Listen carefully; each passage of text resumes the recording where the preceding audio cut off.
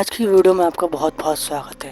आज की ये कहानी मेरे एक सब्सक्राइबर ने मुझे भेजी है और ये कहानी कोई बनाई हुई कहानी नहीं है। ये एक सच्ची घटना है जो हमारे सब्सक्राइबर के साथ हुआ था। ये कहानी मैं अपने सब्सक्राइबर के पर्सपेक्टिव से पढ़ूंगा। कहानी को शुरू करते हैं। मैं कायला, एक 16 साल की लड़की, तुम्हें एक ऐसी कहानी सुनाने जा रही हूँ जो ठीक 1 साल पहले आज ही के दिन घटी थी। उस वक्त मैं 15 साल की थी और मुझे पैरानॉर्मल चीज़ों में बहुत रुचि थी।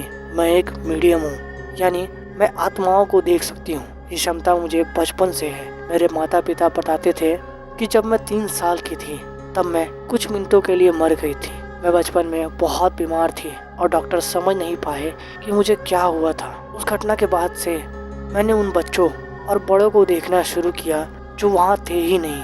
मेरे माता पिता को लगा कि ये मेरी कल्पना है, लेकिन जैसे जैसे मैं बड़ी हुई मुझे यकीन हो गया कि ये मेरी आंखों का धोखा नहीं है बल्कि कुछ और ही है।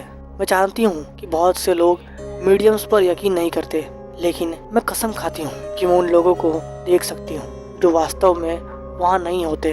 कहानी से एक रात पहले मुझे एक सपना आया। एक बुजुर्ग औरत मेरे सपने में आई और बार बार चिल्लाई, उठो उठो। मुझे लगा कि ये मेरा स्लीप पैरालिसिस है जो मुझे पहले भी होता था, लेकिन उसने कहा, उठो, गैस चालू है। मैं घबरा कर जागी और रसोई में दौड़ी। वहाँ मैंने देखा कि हमारे गैस स्टोव का एक नहीं बल्कि सारा बर्नर चालू था। ये पहली बार था जब मैंने उस औरत को देखा था और ये आखिरी बार नहीं था। मैं उसे अपनी रक्षक मानती हूँ। अगले दिन मैं और मेरे दोस्त एक पुराने सुनसान टैक्स ऑफिस की इमारत में घूमने का प्लान बनाते हैं। हम सभी सैम और कॉल्बी के बहुत बड़े फैन थे और उनकी तरह ही पैरानॉर्मल चीज़ों का मजा लेना चाहते थे। लेकिन अब जब मैं उस दिन को याद करती हूँ तो मुझे हर फैसले पर पछतावा होता है। हमने पूरे दिन और शायद रात भर रुकने का प्लान बनाया था। हमने खाना, पानी, टॉर्च, चार्जर सब कुछ पैक किया था। हमारे माता पिता को लगा कि हम अपने एक दोस्त के घर रुकने जा रहे हैं क्योंकि हमारे दोस्त हमेशा हमारा साथ देते थे। रास्ते में मेरे दोस्त उस इमारत की जानकारी गूगल पर सर्च कर रहे थे। हमें पता चला कि वो इमारत इसलिए बंद की गई थी क्योंकि एक आदमी ने अपने सहकर्मी की हत्या कर दी थी और उसका अपमान भी किया था, वो भी सबके सामने। उसने न सिर्फ एक बल्कि कुल 5 लोगों की हत्याएं की थी। हम सब डर गए, लेकिन कोई पीछे हटना नहीं चाहता था। हमें लगा कि सबसे बड़ा खतरा तो बस स्क्वाटर्स का ही होगा। जैसे ही हम इमारत में दाखिल हुए मुझे लगा कि मेरे फेफड़े से हवा निचोड़ी जा रही है।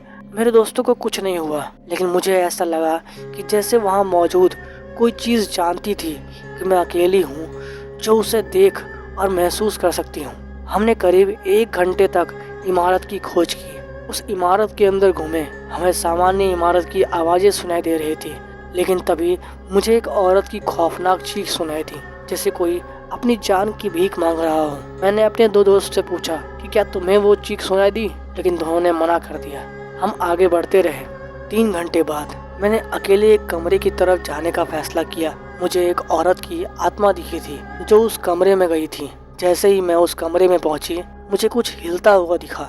मैंने सोचा कि शायद वही औरत है, लेकिन अगले ही पल मैंने दीवारों और फर्शों पर खून देखा। कुछ जगहों पर खून सूखा था तो कुछ जगहों पर खून ताज़ा और गीला था। ये बात मुझे समझ नहीं आई क्योंकि वो हत्याएं तो कई साल पहले हुई थी। इसका मतलब था कि यहाँ हाल ही में कुछ और भी हुआ है। जैसे ही मैं खड़ी हुई मुझे फिर से कुछ हिलता हुआ दिखा।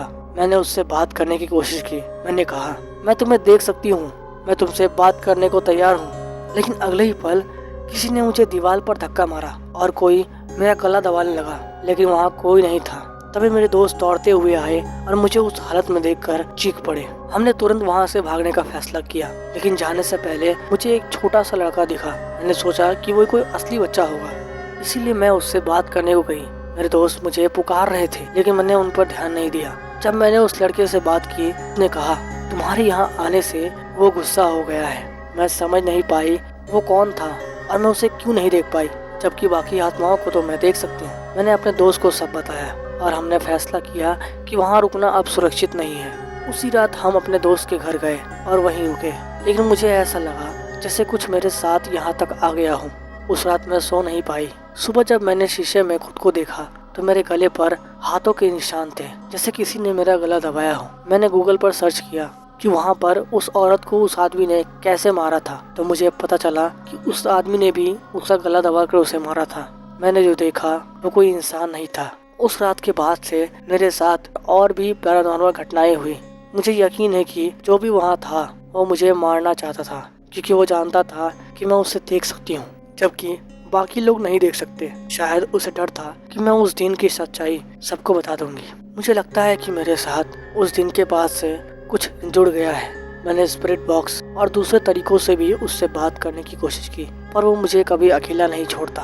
अगर आपको ये कहानी अच्छी लगी हो तो हमारे चैनल को सब्सक्राइब कर सकते हो। और अगर आपके पास भी कोई ऐसी कहानी है, हमारे वीडियो के डिस्क्रिप्शन में आपको एक ईमेल आईडी मिल जाएगा। आप उस पर अपनी कहानियाँ मुझे भेज सकते हो। अगर आपकी कहानी सच्ची होगी तो मैं उसे इस चैनल पर जरूर दिखाऊंगा। मिलते हैं किसी और कहानी के साथ